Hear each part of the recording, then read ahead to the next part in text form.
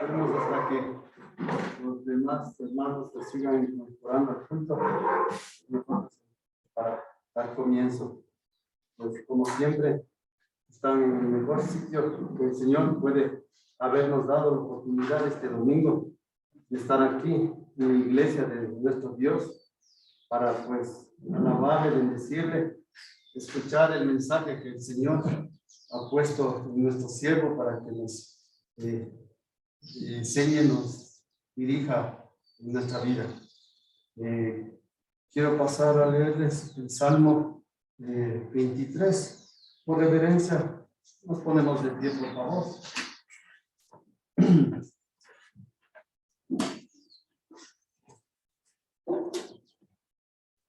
La palabra del Señor dice así: Jehová es mi pastor, nada me faltará. En lugares de deliciosos pastos me hará descansar. Junto a aguas de reposo me pastoreará. Confortará mi alma. Me guiará por sendas de justicia por amor a su nombre. Aunque ande en valle de sombras de muerte, no temeré mal alguno, porque tú estarás conmigo. Tu vara y tu callado me infundirán aliento. Aderezos mesa delante de mí, en presencia de mis angustiadores. Unges mi cabeza con aceite, mi copa está rebosando. Ciertamente el bien y la misericordia me seguirán todos los días de mi vida, y en la casa de Jehová moraré por largos días. Amén. Sí, Padre bendito, estamos aquí, Señor, para agradecerte por todo lo inmensamente maravilloso y bueno que tú has sido con nosotros. Señor mío, en esta mañana nos has recordado, nos has despertado con ilusión y alegría para dar gracias por como tú eres. Gracias por la noche que pasó y por este nuevo día que empieza. Gracias, Señor, por todo lo que tú nos das y todas las maravillosas bendiciones que tú has puesto en nuestro camino. Amado Dios, en esta oración quiero poner en tus manos mi vida, la vida de la congregación, cada una de las cosas que hagamos en esta jornada. Por favor, mira nuestros anhelos, nuestras motivaciones y nuestras necesidades. Amado Dios, hoy te colocamos en primer lugar de nuestras vidas. Por favor, los pensamientos, ayúdanos a establecer prioridades y tomar buenas decisiones. Te pido que tu gracia permanezca en nosotros, en el nombre del Padre, del Hijo y del Espíritu Santo. Amén. Amén. Seguramente vamos a alabar a nuestro Dios.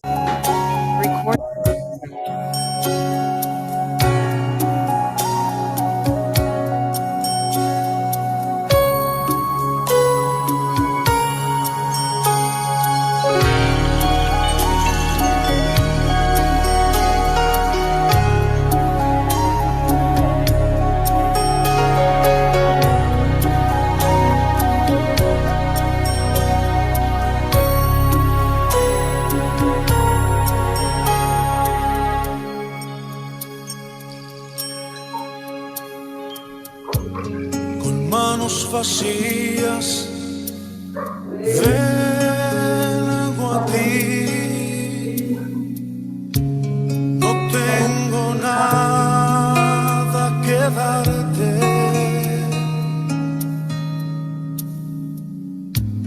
no hay nada de valor en mí,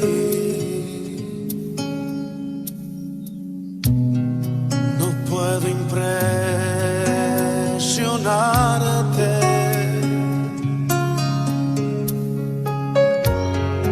puedo entregar mi corazón,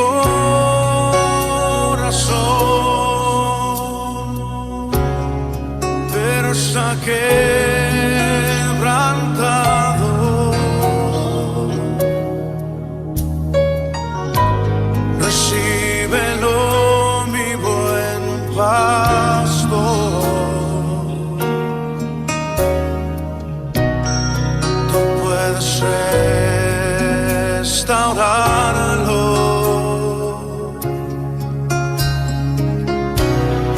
Pongo mi vida a tu servicio, Señor.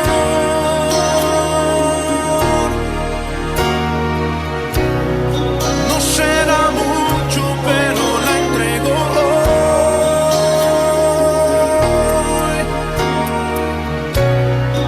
Y si mis manos hoy vacías están,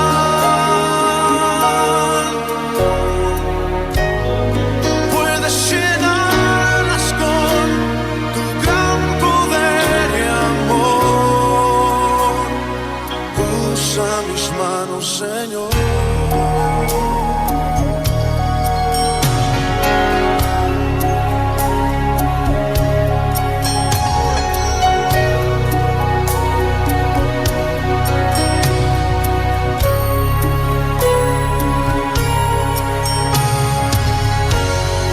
Manos vacías, vengo a ti. No tengo nada que darte.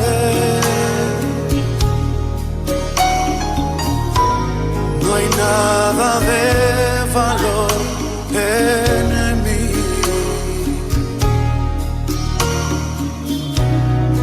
No puedo impresionarte. Te puedo entregar mi corazón,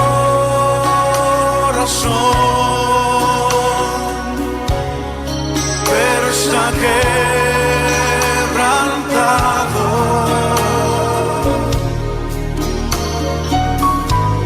Recíbelo, mi buen pastor. Tú puedes restaurarlo.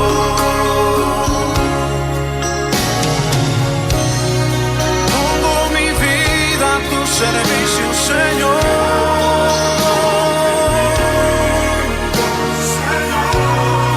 No será mucho, pero la entrego hoy.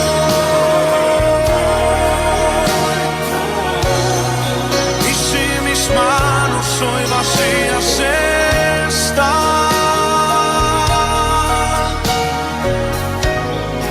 puedes llenarlas con tu gran poder y amor. Usa mis manos, Señor.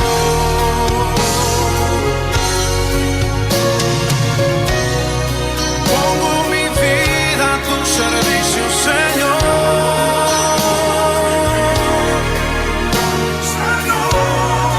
No será mucho, pero la entrego hoy.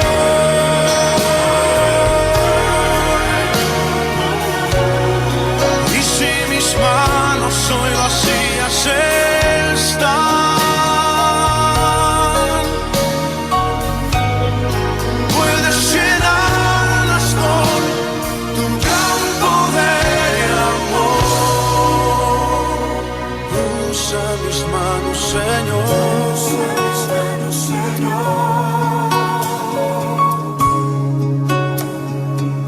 Usa mis manos, Señor.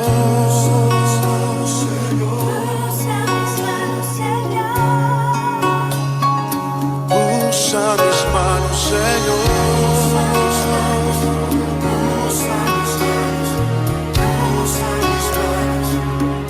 Usa mis manos, Señor. Usa mis manos, Señor.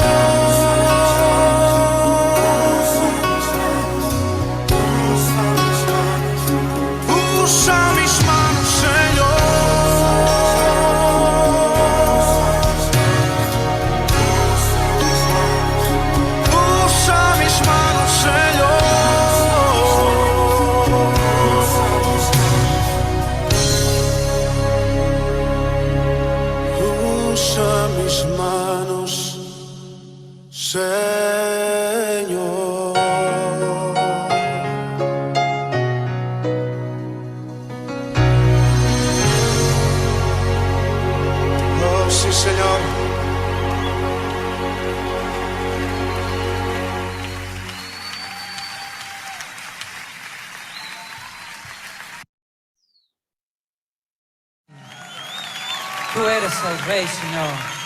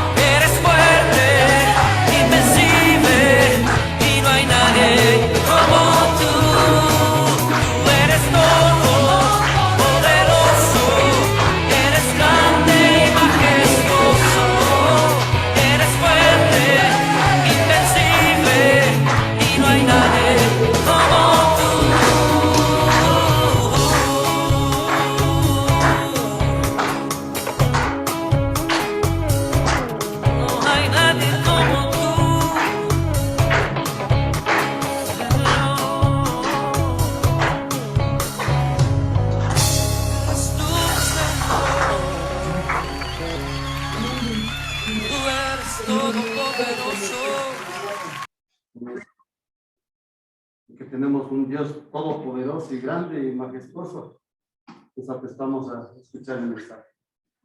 Bendito el nombre, Padre.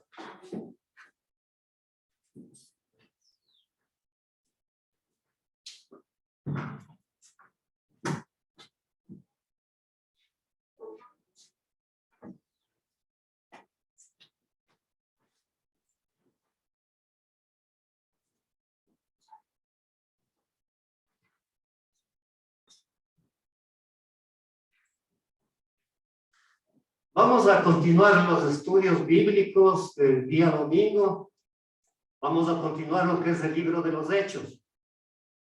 En la semana anterior, para hacer el enlace, nuestro querido pastor nos había hablado acerca de la persecución de la iglesia.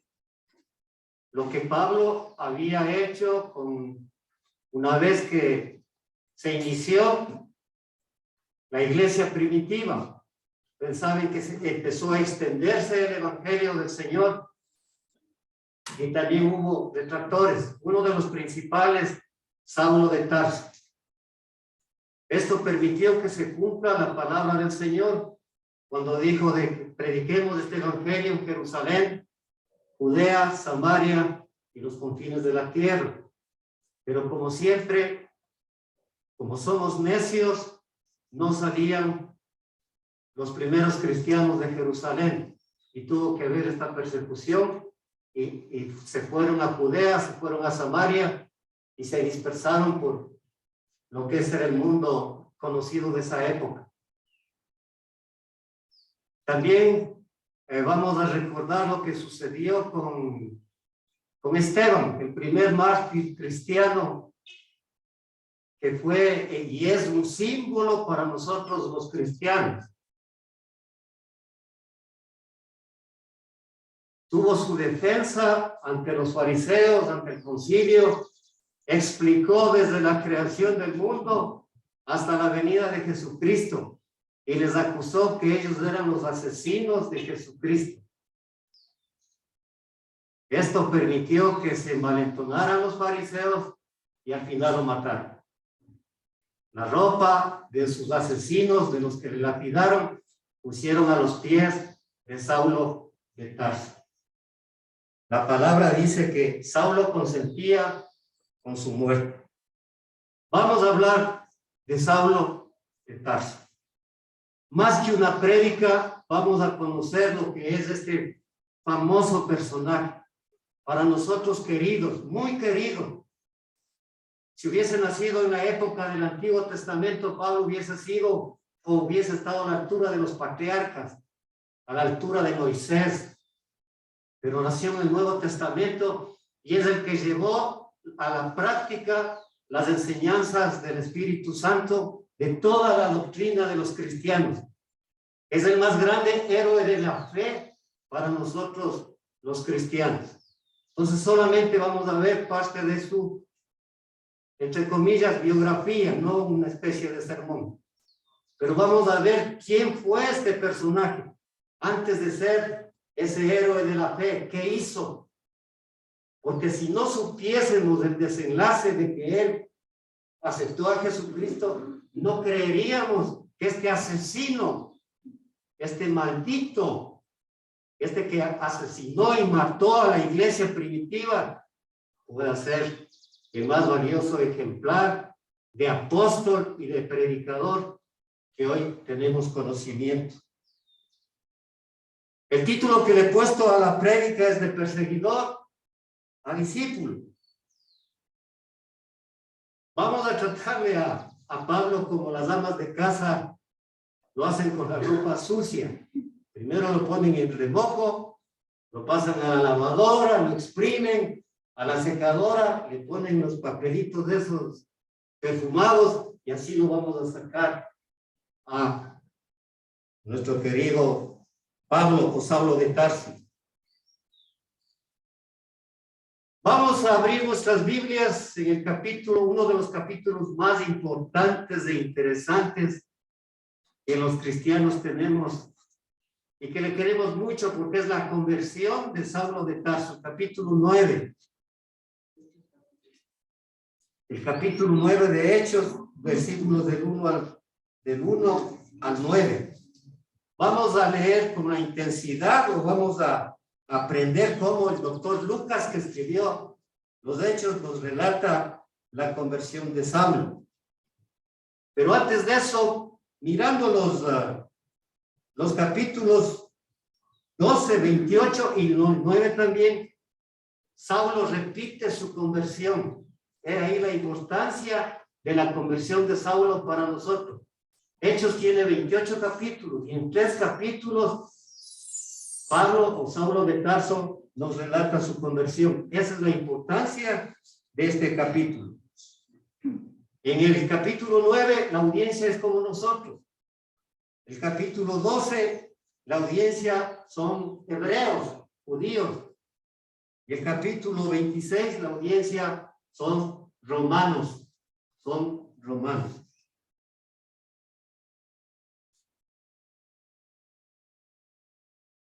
Tenemos, hermano Fernando, por favor, el capítulo 9 del 1 al 9 los versículos, por favor. La palabra del Señor dice: Saulo, respirando aún amenazas de muerte contra los discípulos del Señor, vino al sumo sacerdote y le pidió cartas para las sinagogas de Damasco, a fin de que se hallase algunos hombres o mujeres de este camino, les trajese presos a Jerusalén. Mas yendo por el camino, aconteció que al llegar cerca de Damasco, repentinamente le rodeó un resplandor de luz del cielo, y cayendo en tierra oyó una voz que le decía: Saulo, Saulo, ¿por qué me persigues? Él dijo: ¿quién eres, Señor? Y le dijo: yo soy Jesús, a quien tú persigues. Dura cosa te es dar coces contra el aguijón. Él, temblando y temeroso, dijo: Señor, ¿qué quieres que yo haga? Y el Señor le dijo: levántate y entra en la ciudad, y se te dirá lo que debes hacer. Y los hombres que iban con Saulo se pararon atónitos, oyendo a la verdad la voz, mas sin ver a nadie. Entonces Saulo se levantó de tierra y abriendo los ojos no veía nada. Así que, llevándole por la mano, le metieron en Damasco, donde estuvo 3 días sin ver y no comió ni bebió. Gracias, mi hermano. De un pantallazo vemos el antes, el durante y el después de la vida de Saulo. Eso es con la intensidad con la que escribe el doctor Lucas la biografía de Saulo de Tarso. Vamos a continuar viendo y vemos en los primeros versículos del capítulo cómo él, con la intensidad que perseguía a la iglesia, como un toro furioso, como un ejército vencedor que va arrasando con sus enemigos, así empieza a perseguir a la iglesia Saulo de Tarso. Continuamos viendo algunos antecedentes más. Pero antes de eso vamos a establecer la misión que se estableció Saulo de Tarso. Aquí vemos algunos militares y sabemos que para ir al cumplimiento de una tarea tenemos que planificar. Así hizo Saulo de Tarso. Estableció, como algunos autores dicen, una verdadera cruzada. Cuando estudiamos historia, ¿no?, en los siglos X, XI y XII, en Europa se establecieron las cruzadas para la reconquista del Santo Sepulcro. Organizaron ejércitos gigantescos, los cruzados, para ir a recuperar el Santo Sepulcro, e iban arrasando con lo que encontraron. Así Saulo de Tarso organizó un equipo de combate, hablemos de gente, fariseos, afines a su doctrina. Y establece una misión, establece la logística, la cantidad de hombres, la inteligencia necesaria para saber dónde están estos cristianos, como él les decía, los del camino, con la finalidad de localizarles, capturarles, meterles presos y finalmente matarles. Eso es lo que hacía Saulo de Tarso. Entonces queda establecido que hizo una verdadera cruzada, organizó una misión para acabar con los primeros cristianos. Y él pensaba que estaba haciéndole un favor a nuestro Dios. En Hechos 9:1, que nos leyó mi hermano Fernando, dice: Saulo, respirando aún amenazas. Todos creo que hemos visto los encierros de toros que hay en España, cuando van a ver las famosas corridas y sueltan a los toros para el encierro en la plaza de toros. Así se asemejaba lo que Saulo de Tarso hacía con los cristianos. No les detenía absolutamente nada. Con la gente que iba atrás de él, iba arrasando. capturando, destruyendo, matando, insultando, gritando, con la finalidad de exterminar a los cristianos. Vamos a nuestras Biblias a Filipenses 3. Filipenses 3, versículos del 4 al 6. Filipenses 3, capítulo 3, versículos del 4 al 6.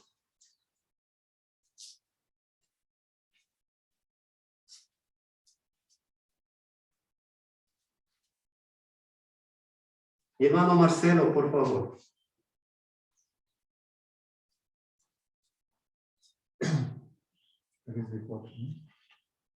Filipenses 3, versículos del 4 al 6. Aunque yo tengo también de qué confiar en la carne, si alguno piensa que tiene de qué confiar en la carne, yo más circuncidado al 8º día, del linaje de Israel, de la tribu de Benjamín, hebreo de hebreo, en cuanto a la ley, fariseo, en cuanto a celo, perseguidor de la iglesia, en cuanto a la justicia que se basa en la ley, irreprochable. Aquí vemos que Saulo de Tarso se está autocalificando lo que es él. Se sentía orgulloso de su linaje, de su abolengo, de su nobleza, y que como él no había. En esta época moderna, desde hace algún tiempo atrás, se han establecido los top 10. El mejor futbolista, el mejor artista, el mejor político, etc. Entonces establece el top 10. Sí. O sea, para esa época, Saulo de Tarso era lo mejor de lo mejor, comparado actualmente con Messi, el futbolista, o los mejores artistas. A eso se refiere cuando dices, yo tengo más de qué gloriarme en la carne. En cierta forma, su pasado, su religión, su trasfondo, él estaba en el primer lugar, en el top 1 de la época en la que él nació. Sus biógrafos dicen que nació aproximadamente entre 5 y 10 años después de Jesucristo en Tarso de Cilicia, Turquía, en el seno de una familia acomodada, una familia pudiente. Tenía, trayéndole a colación a la época moderna, 3 maestrías, teología, filosofía y jurisprudencia. Por eso estaba en el top 10, 3 maestrías para esa época. Hablaba griego, latín, hebreo y arameo. Ese era nuestro famoso Saulo de Tarso. A través de la lectura bíblica de nuestro hermano Marcelo, vamos a establecer algunas características que le distinguen a Saulo de Tarso el ser el top 1 de esa época. Su abolengo, o sea, su cuna, su nacimiento. ¿Qué dice? Que fue circuncidado al 8º día. El Padre Celestial, cuando decretó que su pueblo era Israel, y la señal de que era su pueblo era que todos los hijos varones debían ser circuncidados al 8º día. Saulo circuncidado al 8º día. Ese era su abolengo, esa era su cuna. Eso era de dónde venía y le caracterizaba y le distinguía. También veamos su legitimidad, o sea, la marca de él. Cuando nuestros hijos pelean, no, yo tengo Nike, Reebok, uso Levi's, etc. O mi papá tiene un carro Chevrolet, mi tío tiene un BMW. Eso era Saulo, de marca. Su legitimidad. ¿Qué dice? Pertenecía al linaje de Israel.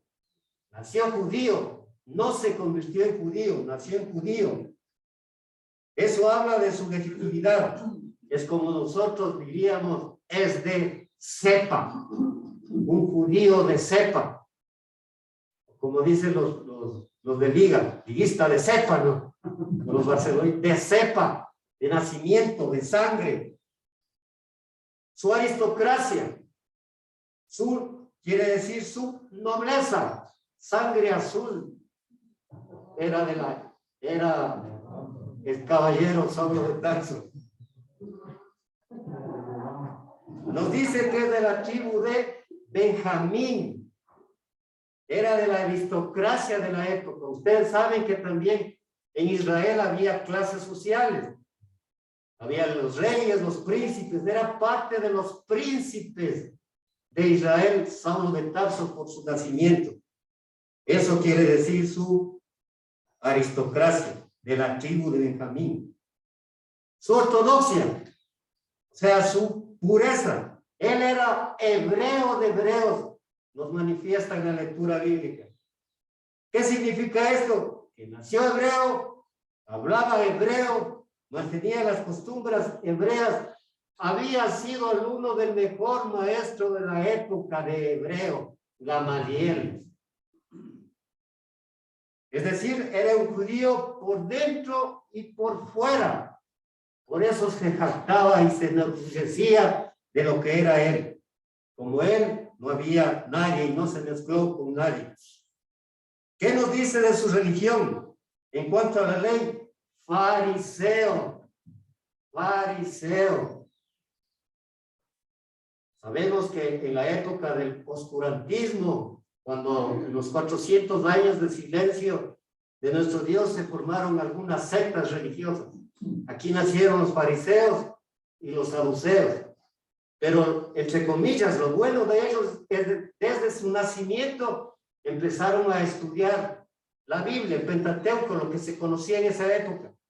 Y dedicaron su vida al estudio, a la devoción, a la adoración de Dios, el respeto a Dios y el respeto a su pueblo. Ese era Saulo de Tarso. Vivía para su Dios, vivía para su pueblo. Y lo que estaba haciendo en contra de los cristianos, pensaba que era lo justo, pensaba que era lo correcto, porque defendía a su Dios.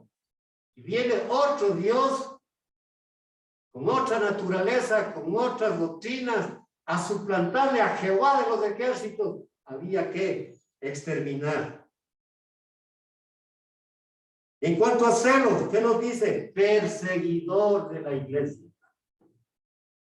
Por eso es que cuando él pidió cartas, pidió el apoyo, la potestad, la gente, los recursos para exterminar a la iglesia primitiva, le dieron todo, porque pensaban que estaba haciendo bien.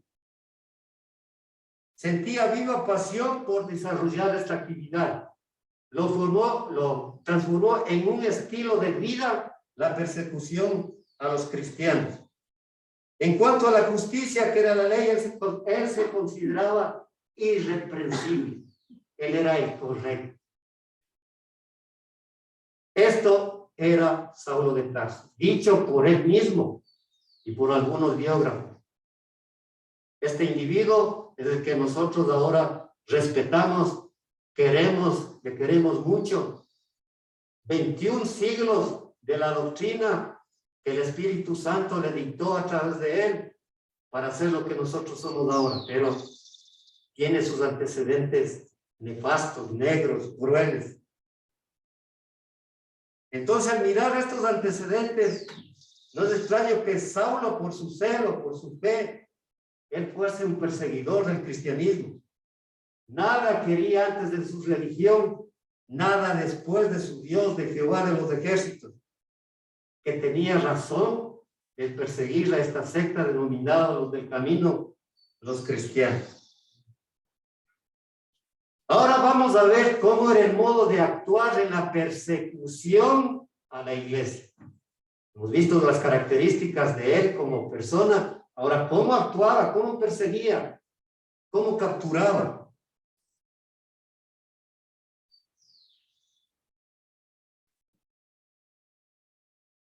Regresemos nuestras Biblias a Hechos 9. En Hechos 9 nos dice que Saulo de Tarso era un perseguidor implacable, implacable. El versículo 1 nos dice, respirando ¿qué? aún amenazas y muerte. Él estaba entregado por completo a su tarea, a la misión que se impuso. No descansaba en su afán de perseguir a la iglesia. Se fueron a Judea, le siguió a Judea. Se fueron a Samaria, y le seguía a todo lado. Esa era una persecución implacable, no les dejaba descansar. No dejaba que se posesionen, que formen las iglesias, que formen las juntas administrativas de la iglesia. Era una persecución implacable para destruir a lo que él llamaba los del camino de la iglesia. Los que hemos estado en el oriente y hemos visto una manada de cerdos salvajes o gatos, como se llame, cuando estos pasan por un sitio X, destruyen todo. No vuelve a crecer el césped, no vuelve a crecer el asfalto, el pasto. Así era cuando pasaba Saulo de Tarso con su gente, destruyendo casas, incendiando, capturando, llevándoles del pelo a mujeres, capturando ancianos, jóvenes, niños, mujeres.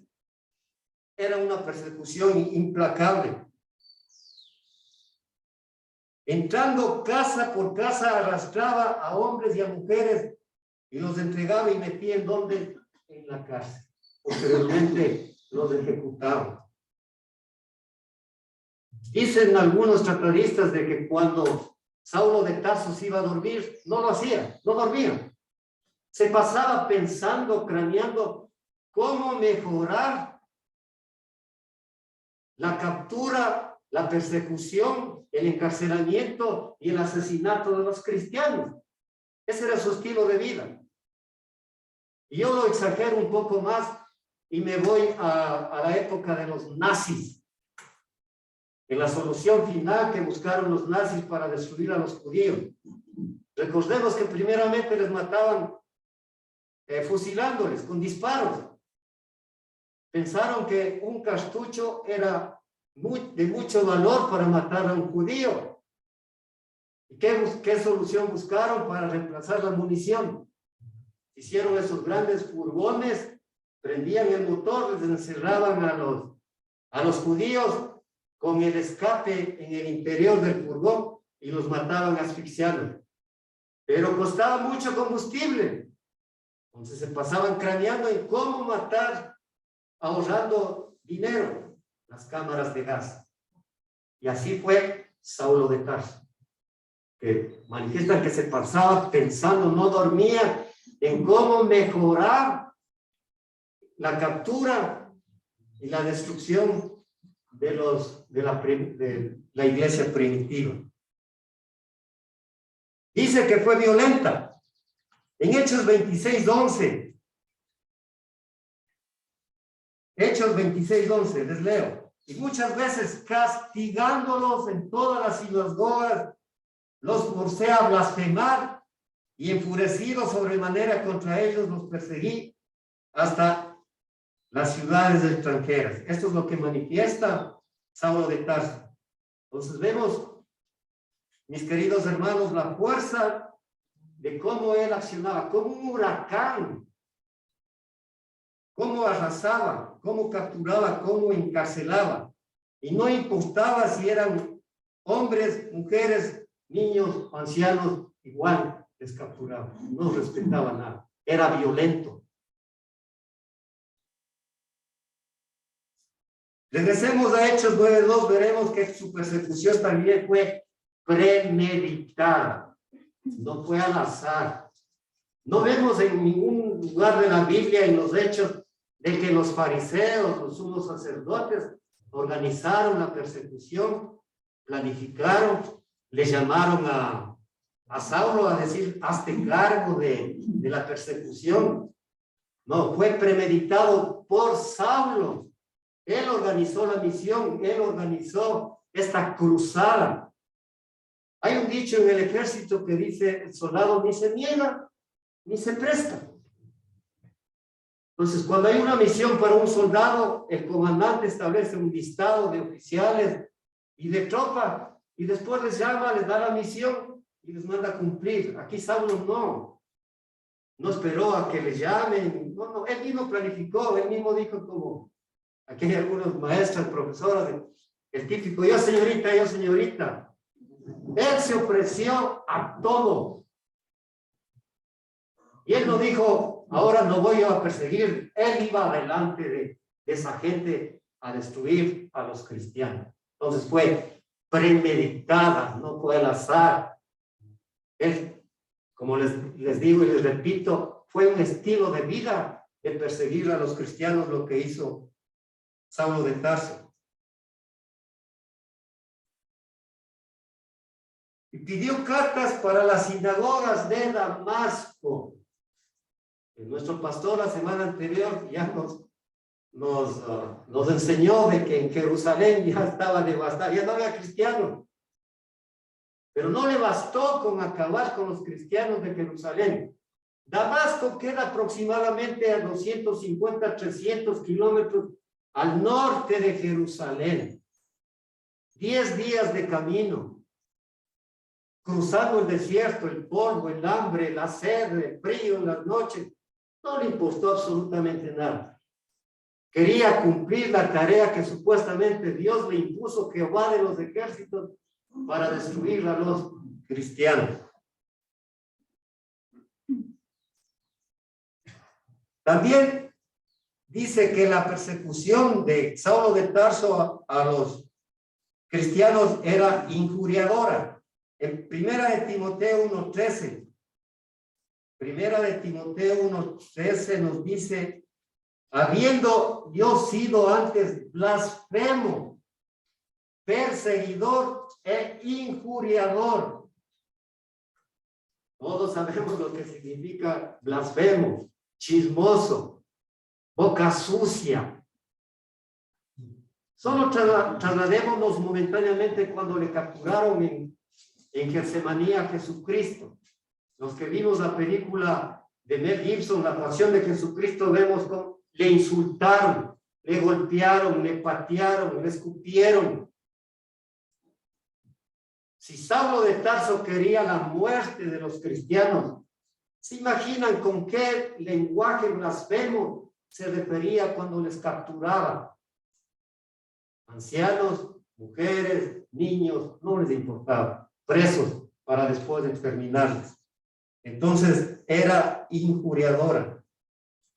Muchos tratadistas igual manifiestan de que era tan maldito Saulo de Tarso que capturaba y asesinaba al sostén de la familia, de un hogar, para que su esposa quede viuda, sus hijos huérfanos y queden en la indigencia. Por eso es que después, cuando se convierte y arrepentido, y leemos en muchos de los libros que escribió Pablo, ya convertido en Pablo, que buscaba las ofrendas, las limosnas de los alrededores de Jerusalén para llevar a cuantos huérfanos y viudas él dejó en la persecución. Esto es lo que hacía nuestro famoso Saulo de Tarso.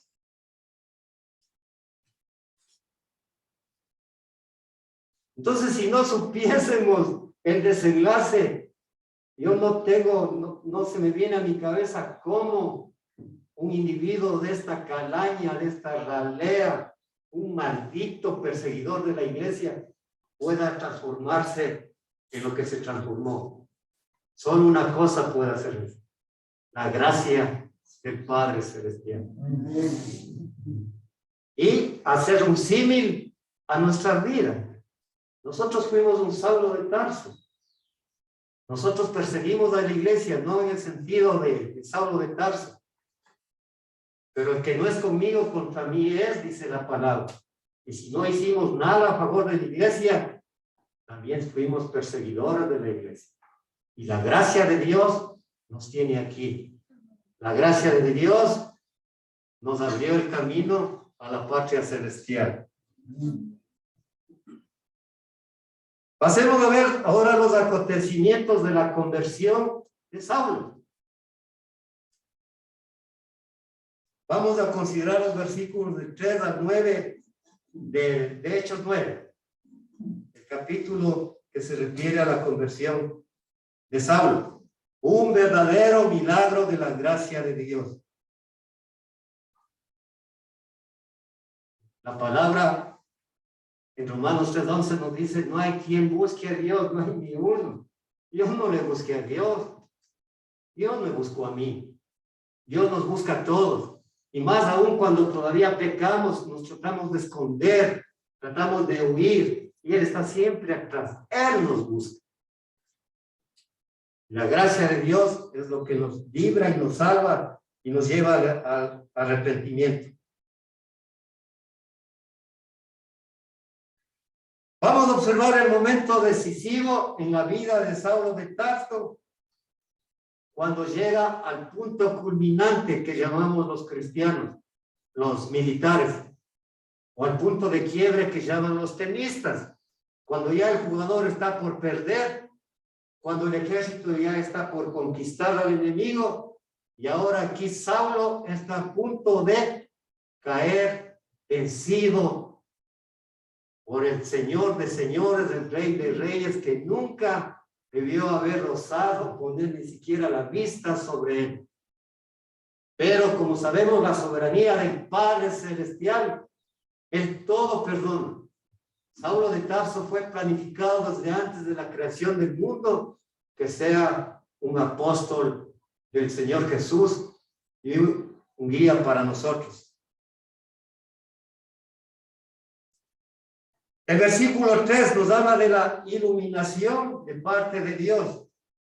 Dice el versículo 3, mas yendo por el camino, con esa actitud, ¿no es cierto?, con ese poder, entregaron cartas con los sellos para que tenga toda la potestad de capturar, de destruir, de encarcelar a los cristianos. Más, no sé con cuántas no establecen, cuánta gente llevaba atrás Saulo de Tarso. Si iba con caballos, con burros, con la logística, pero me imagino que menos de 30 no debieron haber sido. Así iba camino a Damasco. Aconteció que al llegar cerca de Damasco, agrega el escritor que al comparar con lo relatado en el capítulo 22 con el 26, esto no quiere decir de que era mediodía. Esto que va a acontecer con Saulo de Tarso fue a mediodía. Gracias al Padre Celestial tuve la oportunidad de conocer, y Fernando también, Israel, y sabemos a esa hora del día cómo el sol es tan intenso. Los que seguimos de cerca a la nación judía y a los soldados judíos vemos que sobre sus cascos se ponen unas redes para darle sombra y para evitar que el sol de esa hora les ciegue. Entonces, era a mediodía. Repentinamente le rodeó un resplandor de luz. ¿De dónde? Del cielo. Así dice la escritura. Del cielo. No dice del sol. No dice de la luna, no dice de las estrellas, dice del cielo. ¿Qué fue lo que él vio? En el versículo 17 del mismo capítulo, Ananías dice que Saulo vio al Señor. Y Bernabé lo ratifica en el versículo 27. Y también dice que Saulo vio al Señor. O sea, la luz que él vio, ese resplandor del cielo, era Jesucristo revelándose a Saulo de Tarso. Pero aquí viene la pregunta. ¿Dónde debía haber estado Jesucristo? Los 33 años que pasó en la tierra, lo capturaron, lo crucificaron, resucitó y debía estar ¿dónde? En el cielo, a la diestra del Padre. ¿Qué hacía en la tierra? La gracia de Dios permitió que Jesucristo se le aparezca a Saulo de Tarso. Qué interesante, como dice el pastor. Debía estar en el cielo. ¿Qué hace en la tierra Jesucristo? Primera de Corintios 15:8, Pablo dice, Y al último de todos, como un abortivo, gloria a Dios, me apareció a mí. En vez de estar a la diestra del Padre Celestial y en la soberanía de nuestro Señor, se le apareció a Saulo de Tarso en forma de luz. El Dios de este siglo cegó la vista de la humanidad, dice 2 Corintios 4:4. Pablo escribe en los cuales el Dios de este siglo cegó el entendimiento de los incrédulos para que no les resplandezca la luz del Evangelio. Eso es lo que pasaba y pasa con muchos de nosotros en esos momentos con Saulo de Tarso. El Dios de este mundo, ¿quién es? Satanás. ¿Qué es lo que hace Satanás? Lo más de engañarnos, nos ciega. No nos deja ver a la solución que está frente a nosotros. El señorío de Jesucristo. Nos presenta otras cosas materiales. Dinero, posesiones, fama. Nos ciegan. No podemos ver. Eso es lo que le sucedía a Saulo de Tarso. Por eso es que se le aparece en forma de luz. Quita la venda que tenía y le permite ver que era Jesucristo al que estaba persiguiendo. También vemos que hay una interrogación. En el versículo 4. Y cayendo en tierra, oyó una voz que le decía: Saulo, Saulo, ¿por qué me persigues? Hay una interrogación de parte de Jesucristo a Saulo. ¿Por qué me persigues? Esta es una pregunta clave que llega a los oídos de Saulo. ¿Por qué me persigues? Nos podemos imaginar o ponernos en el cuerpo de Saulo de Tarso lo que le estaba sucediendo en su mundo. Porque Jesucristo, para él, como fariseo, no creen en la resurrección. Para Saulo de Tarso, Jesucristo estaba muerto. Pero de pronto lo escucha y se le revela. Y se da cuenta de que Jesucristo no está muerto, está vivo. Y cree en la resurrección de los muertos.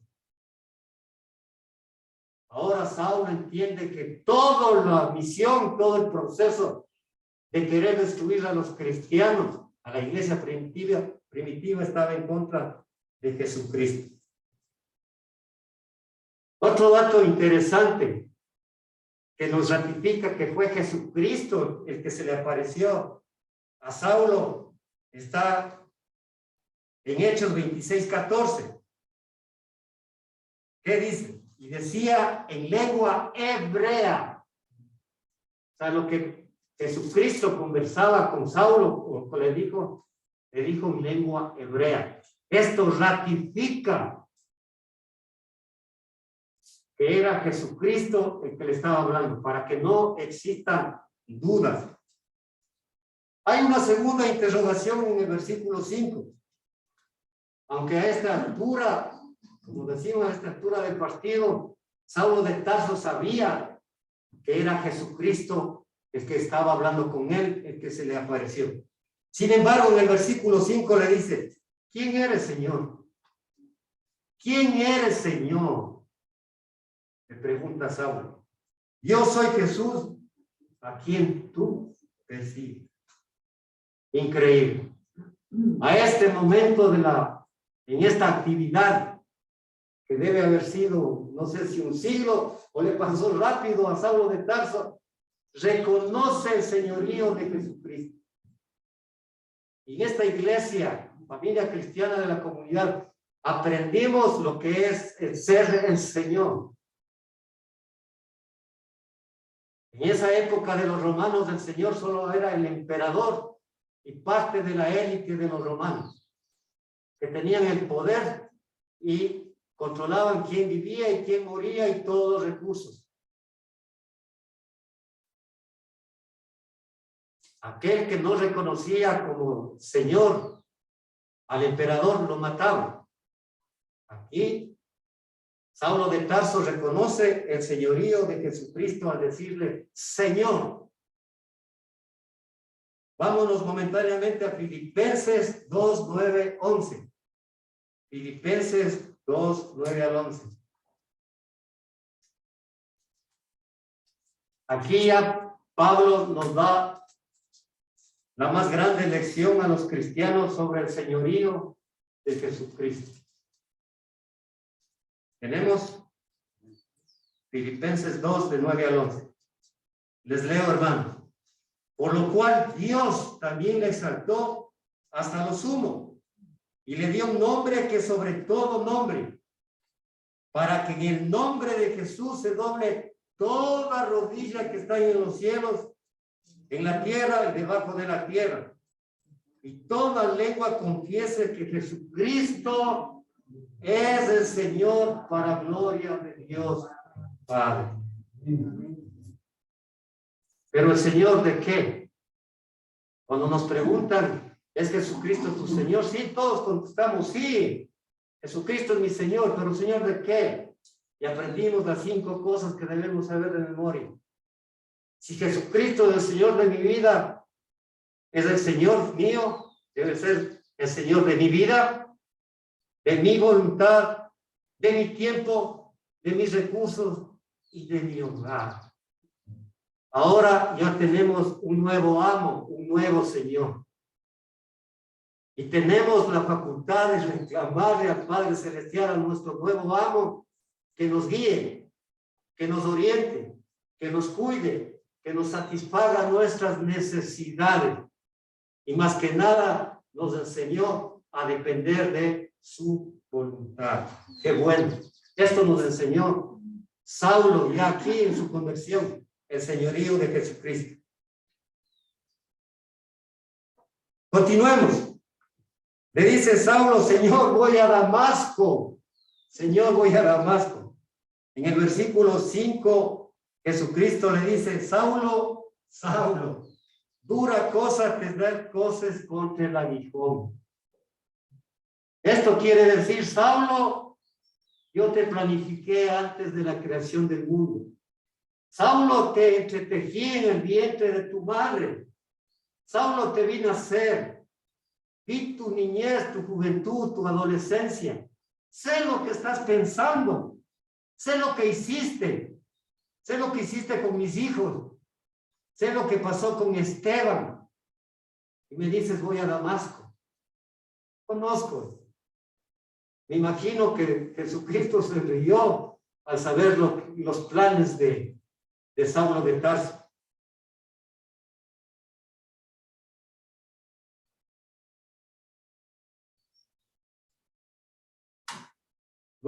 Luego de esto, Pablo escribiría, horrenda cosa es caer en manos del Dios vivo, porque nuestro Padre Celestial nos conoce todo. Ni pensamos y Él ya sabe lo que está sucediendo. Por eso no tenemos a dónde escondernos, a dónde huir. Debemos depender totalmente en el Espíritu Santo. También hay un cambio. En Hechos 9:6 se produce un cambio no solamente de actitud, sino también de una condición espiritual. Un cambio que no solamente va a afectar la vida de Saulo de esa época, sino va a afectar toda una eternidad. Nos está afectando 21 siglos y está afectando a miles de millones de seres humanos. Este cambio. Por eso Pablo es considerado el más grande predicador y discípulo de Jesucristo, por todo el cambio que generó y sigue generando.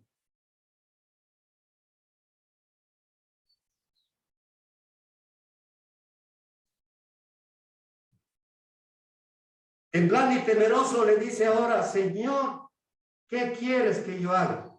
Señor, ¿qué quieres que yo haga? Cambia totalmente su manera de pensar, su manera de actuar, su actitud. Vemos al inicio del capítulo 1, con todo el poder, toda la gloria, toda la potestad que salía a perseguir a la iglesia. Hoy, sumiso, me imagino que con la mirada al suelo, al piso, hecho pedazos, como decimos, Señor, humildemente, ¿qué quieres que yo haga? ¿qué quieres que yo haga? El Señor le dice, levántate, entra en la ciudad y se te dirá lo que debes hacer.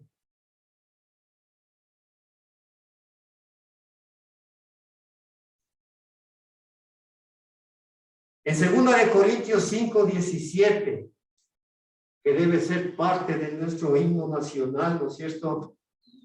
¿Qué es lo que dice Pablo? De modo que si alguno está en Cristo, nueva criatura es. Las cosas viejas pasaron, he aquí, todas son hechas nuevas. Un antes y un después de Saulo de Tarso. Pero también en la palabra nos manifiesta que hay una discapacidad. Pero antes de eso, tengo una pregunta. Cuando Jesucristo quiso salvar al etíope, ¿a quién mandó? A Felipe. A Felipe. Y salvó al etíope. Sembró en su corazón la palabra. Cuando quiso salvar a Cornelio, el centurión, ¿a quién mandó el Padre Celestial? Mandó a Pedro. A Pedro. Pero para salvar a Saulo de Tarso, ¿por qué no le mandó a Juan? Dijeron, a Juan. No le mandó a Juan. Dios mandó a su Hijo, a Jesucristo. ¿Por qué razón?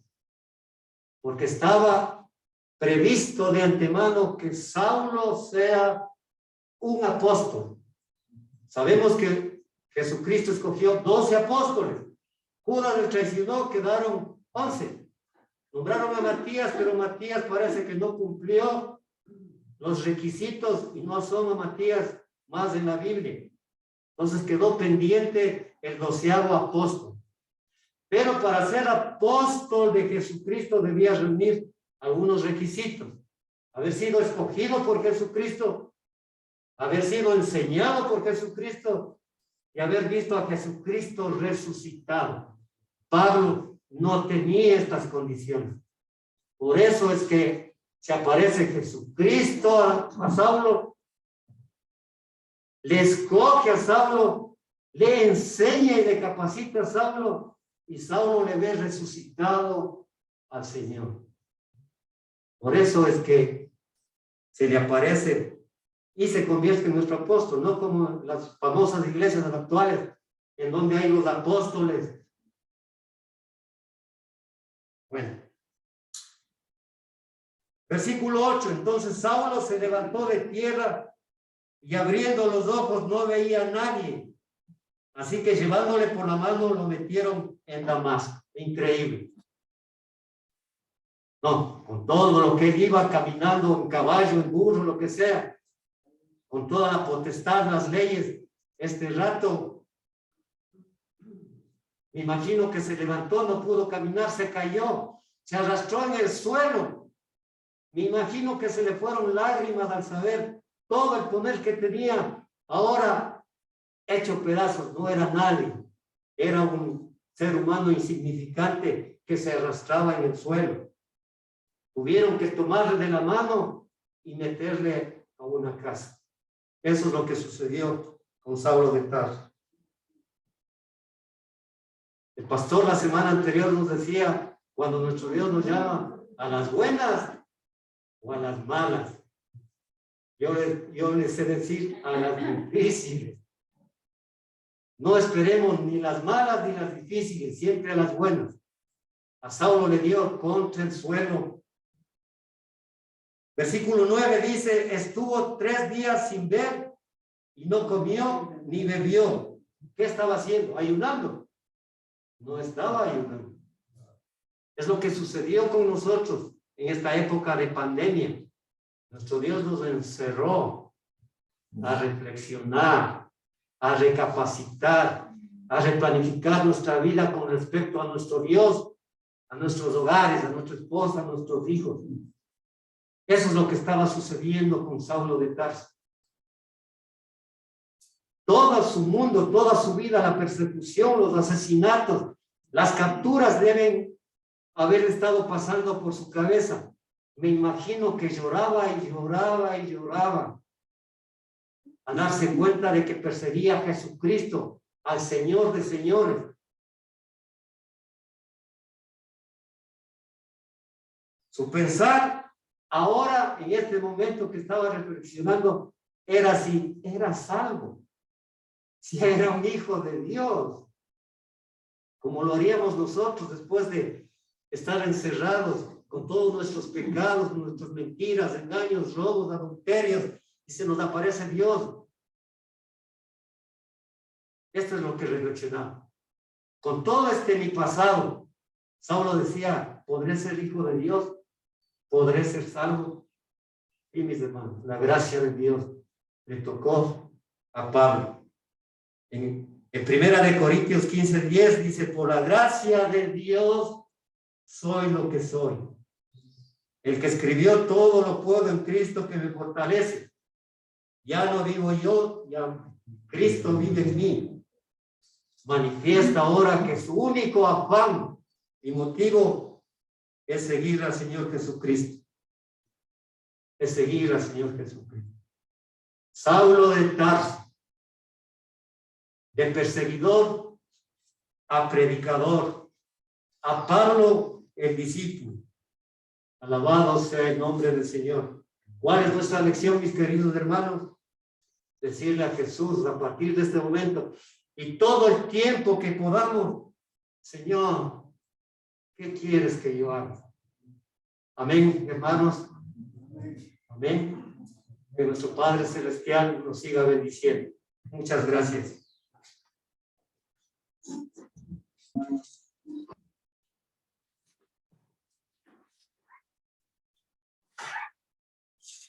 Es interesante cómo, estudiando la vida del apóstol Pablo, aquel que perseguía la iglesia, como dice mi coronel, termina diciendo, ya no vivo yo, mas Cristo vive en mí. Imagínense el cambio de vida. Y otro himno nacional que nosotros sabemos, ¿no es cierto? Gálatas 2:20. Imagínense, el perseguidor de la iglesia termina diciendo, ya no vivo yo, Cristo vive en mí, y todo lo que vivo, lo vivo, ¿cómo dice? Abramos Gálatas 2:20, por favor. Gálatas 2:20.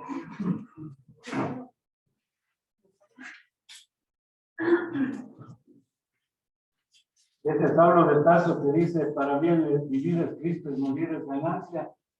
En Gálatas 2:20 termina diciendo que, ¿quién tiene? Gálatas 2:20. Y lo que ahora vivo en la carne, lo vivo en la fe del Hijo de Dios, el cual me amó y se entregó a sí mismo por mí. No desecho la gracia de Dios, pues si por la ley viniera la justicia, entonces en mano murió. Amén. ¿Qué dice en tu versión? Cristo estoy juntamente crucificado. Y ya no vivo yo, mas Cristo vive en mí. Y lo que ahora vivo en la carne, lo vivo en la fe del Hijo de Dios, el cual me amó y se entregó a sí mismo por mí. Amén. Miren lo que es ser religioso. Cuando Saulo era religioso, le ayudaba a Dios. Cuando Saulo fue cristiano, le obedecía a Dios. ¿Notan la diferencia entre ser religioso y ser cristiano? Y eso es lo que Saulo nos está diciendo y lo que nuestro hermano Franklin nos predicó ahora. Prohibido ser religioso. Seamos cristianos. Amén. Bendición sacerdotal. El Señor se dirigió a su siervo Moisés y le dijo, Moisés, siervo mío, dile a Aarón, tu hermano, a quien he elegido como mi sumo sacerdote, y a tus sobrinos, a quienes los escogí como mis sacerdotes, que cuando bendigan a mi pueblo, lo hagan simplemente de esta manera. Familias de familia cristiana de la comunidad, que el Señor nos siga bendiciendo y protegiendo todos los días. Que el Señor mire con agrado todas las cosas que hacemos y todas las cosas que hacen los miembros de nuestra familia. Que nuestro Padre Celestial muestre su bondad y que nuestro Dios maravilloso nos siga mirando con amor y nos conceda esa paz y ese gozo que sobrepasan todo entendimiento. Y todos decimos amén. Bendiciones, mis hermanos. Una linda cena.